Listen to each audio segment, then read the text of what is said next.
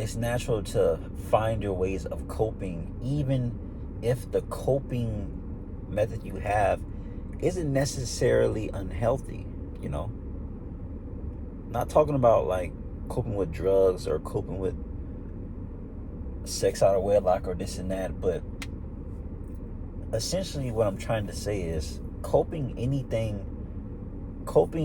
with the problems of life, the stresses of life, and just being an everyday human being living in this wicked world, trying to assess your own wicked ways and issues, or just trying to understand things. That's what I would say, lean not on your own understanding, but trying to cope through the stresses of the world. I just really realized that coping with anything other than the Spirit of God, it leaves you vulnerable. Like,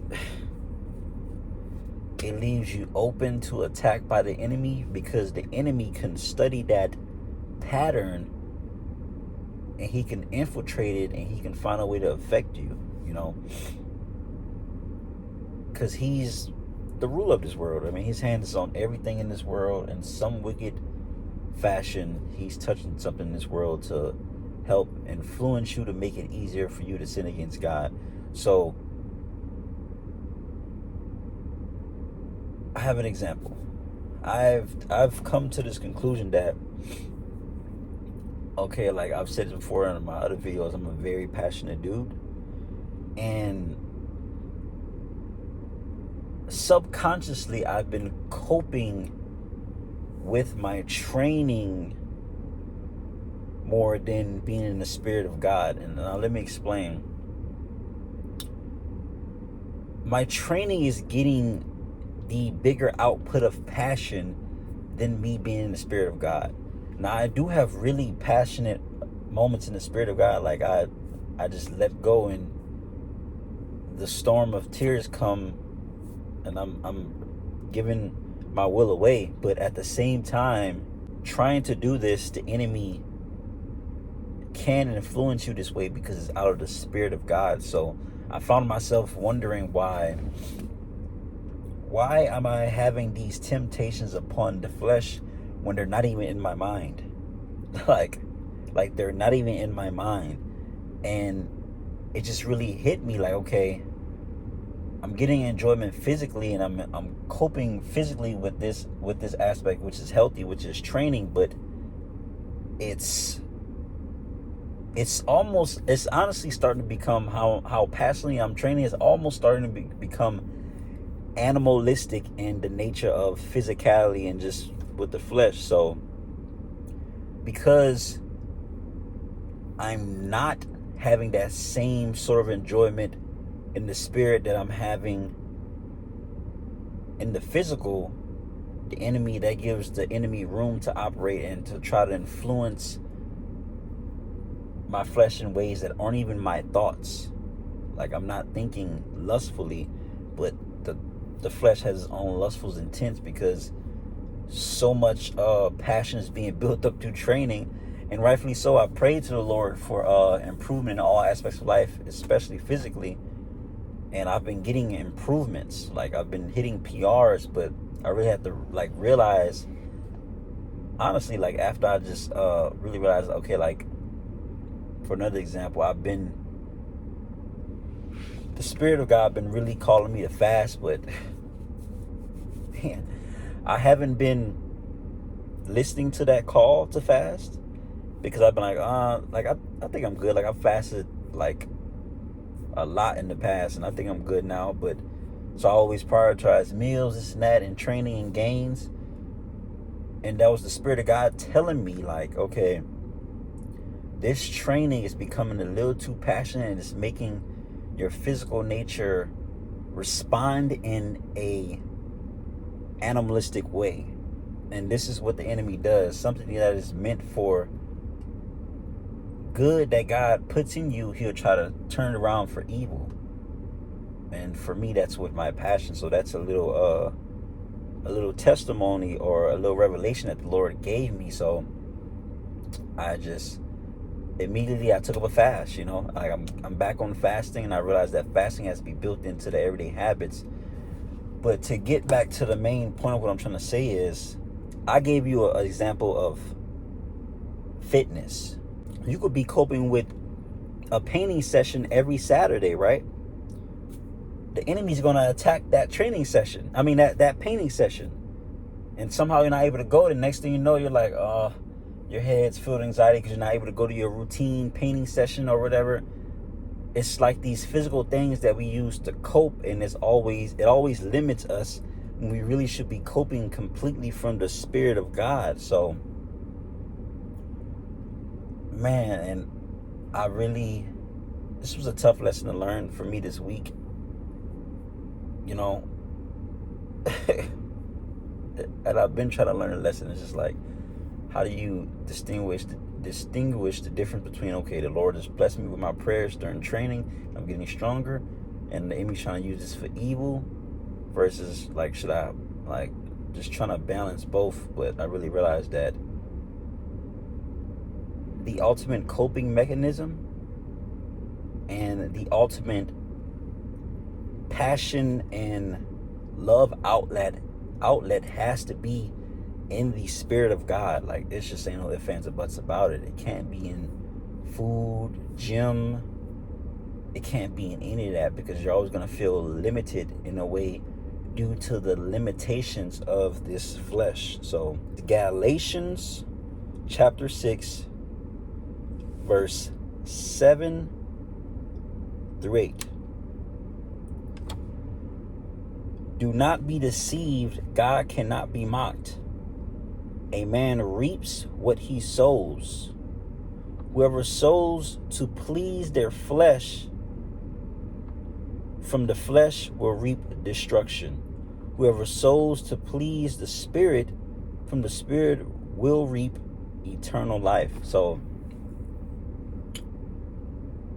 constantly throughout life, like, with just so many distractions, like, Lord Almighty, like, so many distractions. Like, it's just the amount of distractions that take you out of the will of God and out of being in the Spirit of God and really feeling the fullness and the goodness of the Spirit of God. It's almost infinity amount of distractions. You got your phone. You got just other curricular things, activities around that could be painting its way to be the fulfilling thing that you need, but it's just ultimately an incomplete distraction from being in the Spirit of God.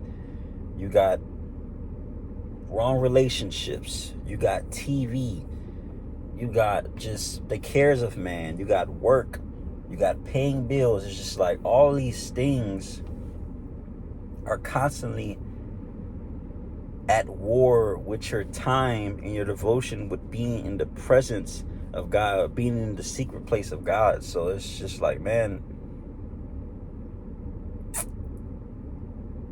we just really got to be so intentional about seeking God, like, in any and every moment, not even past your regular devotional pattern, because your devotional pattern can become regular and you eventually are going to need to do more. It's like the spiritual gains and the physical gains is kind of the same. It's like you lift these certain weights and you're able to do 10 reps over time, and over time it's going to become easy. You're not going to get any gains anymore. You're going to have to up the weight and do less reps, or up the weight and do more reps.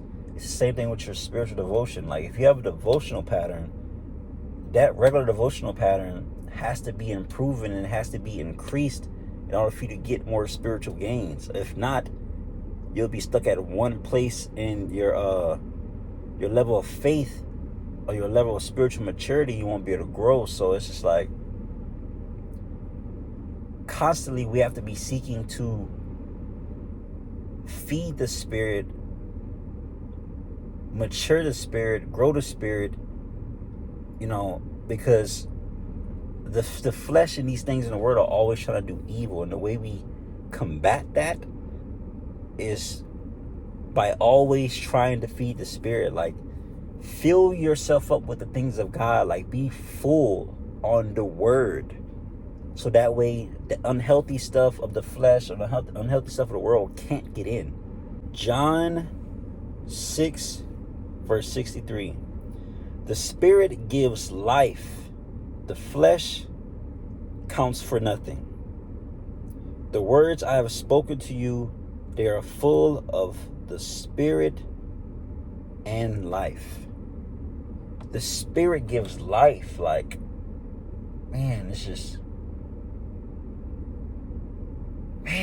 just like, bro, like everything you need, everything that you feel like you could be lacking is in the Spirit of God.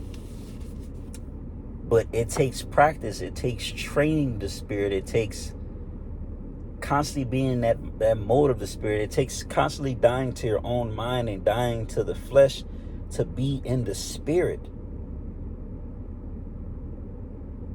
Because anything else not being in the Spirit, you're always just limited by something. Whether it's just you're trying to do this to feel alive in life, you're trying to go here, you're trying to do this, you're trying to spend money on this, you're trying to do this, you're trying to eat this, it's just like, bro, like the simplicity of God's divine nature and being in his presence is all anyone ever needs. Like, I'm over here trying to get this passion about me or trying to work this passion in a good way, and I'm training 2 hours in the gym or 2-3 hours in the gym. It needs to be the same, if not more, being in the Spirit, being in the Word, just seeking the things of God so that way we feel complete, seeking the ways of Christ so that we feel complete. Like, bro, this passion thing and me training, I was like really stuck at a point like, yo, why is my flesh doing this when I'm not even thinking this? Like, I'm not even thinking these thoughts, but my flesh is doing what it wants to do. And I really realized, like, my flesh is getting too boastful. It's getting too strong. My mind and my spirit isn't boastful, but my flesh, like, I feel as strong as an ox. So my actual physical flesh, like the physicality, the muscle fibers and everything else, it's starting to vouch itself up against the spirit in me. So I got to humble it. I got to get to fasting. Like, it's just, to sum up this video, any and everything in this world, it's not divine. It's not perfect. Meaning, it has some sort of evilness behind it. You may not be able to track it, but it has some sort of evilness behind it. Our flesh is already naturally evil. For example, somebody could have I don't know if it's even a good example, but somebody could have a business and people have fun there, but they could be doing all types of evil stuff with the money or whatever. Like, it's just, when you really start to understand God's pure and divine ways, you realize that everything in this world is inherently evil because it's born through sin. So when you know the pure things of God and how perfect they are and how they make you complete, it takes training the taste buds to seek the things of the Spirit and to reject the things of the world and the flesh. So we constantly have to be hungry and seeking to eat more of the living word, of the living bread. Like, that's the only way we wash out all of these filthy things in our head that's been getting planted since we've been born. So that's it for this video. I was trying to make this short, but that's it for this video. I hope this video helped give you some insight on something you could possibly change to get closer to your Lord and Savior, Jesus Christ. Thank you for watching. Have a blessed day.